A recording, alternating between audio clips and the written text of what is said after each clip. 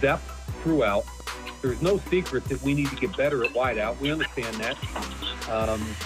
We really like adding Nelson Aguilar, but we still need to get better at wideout. And again, it's kind of like the corner conversation. I think you got to let it come to you a little bit.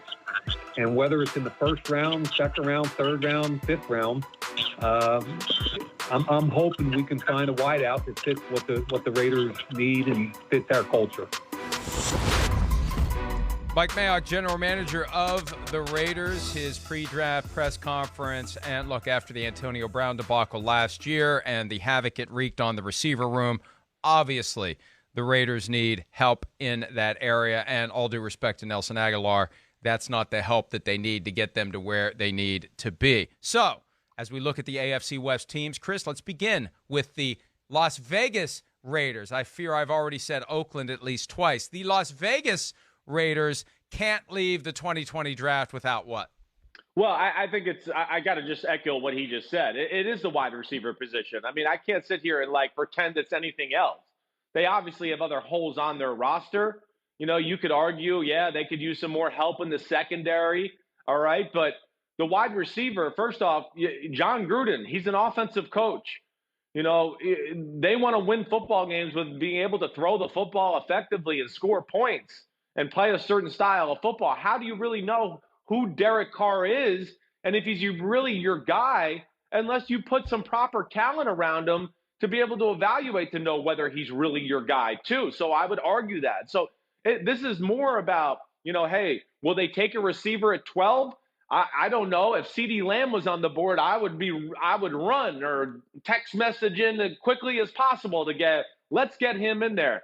But they need more than one receiver too. It's just not just one. I wouldn't be shocked if we saw them take one at 12 and then take one again in the third, fourth round, somewhere in the middle of the draft as well. And remember, it was last week that Eric DeCosta, the Ravens GM, said you could find a starting receiver in round 5 this year. So you're right. You can get multiple receivers, see who's on the board at 12. If you're not happy with who's there at 12, see who's there at 19. They don't have a second-round pick, but they do have opportunities later in the draft to bolster that position, and I agree with you. They definitely need to do it.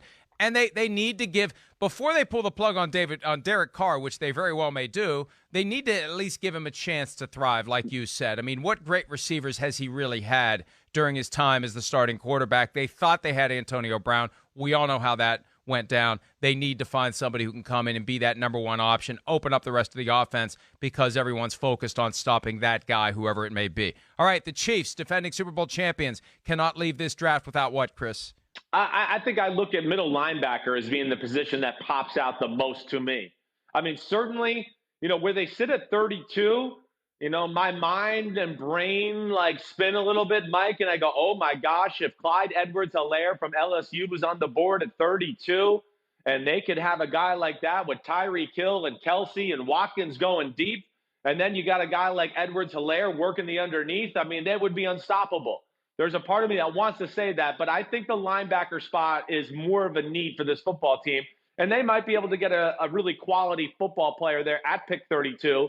But nonetheless, at some point during the draft, it has to be a position that, first off, it lacks depth for the Kansas City Chiefs, and there's not really a whole lot of high-end talent there either. They have Anthony Hitchens, but they need another body to go along with him, especially when they've had injuries the last few years. They've had to put Daniel Sorensen in there, who's a third safety, and play him, I think, more than they would like. So I look at that as being a huge spot for them. Run defense has not been one of the strengths of the Kansas City team either the last few years. And a linebacker, I think, would go a long way to helping that out.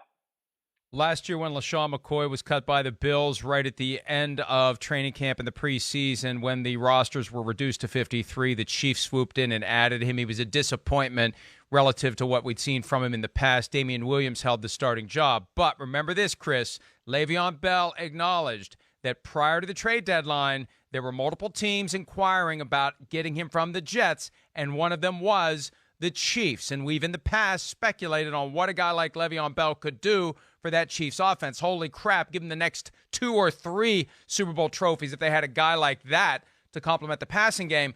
Yes. I feel like that's what they need. I and hear that's you. what they're looking for, and how much better that offense would be. And I don't want to, I guess I am denigrating the skills of Damian Williams. I mean, he had the big touchdown at the end of the Super Bowl that was the dagger for the 49ers. He had a great 90-yard touchdown run against the Vikings that really helped turn the tide there, a game they were going to lose at home without Patrick Mahomes on the field. But I feel like that's what they need to make the offense, already the best offense in the NFL, even better. To be as good as they are offensively without that workhorse running back is amazing. And they get Mike. Any of the top 3 or 4, Jonathan Taylor, Clyde Edwards-Helaire, any of the top 3 or 4 running backs, and one of those guys is going to be there at 32 without question. There's not going to be a run on running backs in round 1. No, I mean, you know my thoughts, Mike. I really think Clyde Edwards-Helaire and Jonathan Taylor are the only 2 first-round talents at the running back position. Mike, you might have swayed me really there. I was between running back. I mean, that's why I had that long spiel about the running back position. I mean, you make a lot of great points. I really do. I think it's down to those 2 positions. And, to what you're saying, Mike, I'll bolster your argument for the running back a little bit. Hey, we know they're going to win games with their offense. That's how they're built. So why not just strengthen that too to a degree and make it just so unstoppable and have so many different weapons coming at you that they really, compromise your football team with the ability to stop them. So, I think there's a lot of merit to that. I just wonder what they'll do with that first pick in the first round. Will they do the linebacker there and then maybe get the running back in the second round, or vice versa? I think it could be very interesting. But either way, both positions are a need for this team. In Veach we trust. The guy who discovered Patrick Mahomes gets a little bit of leeway this time around as he decides where to go. The Chargers can't leave the draft without a quarterback. We can agree on that and make quick work of them. Sorry, Chargers fans, but everybody knows they need a quarterback. Is that fair to say? Well, I don't know. I don't agree with that. The Chargers have a top 5 defense in football. I was trying to move this thing along a little bit. All right. Well, we're not. We're talking football here. They need another offensive tackle, I think. I think that's the spot I would look at.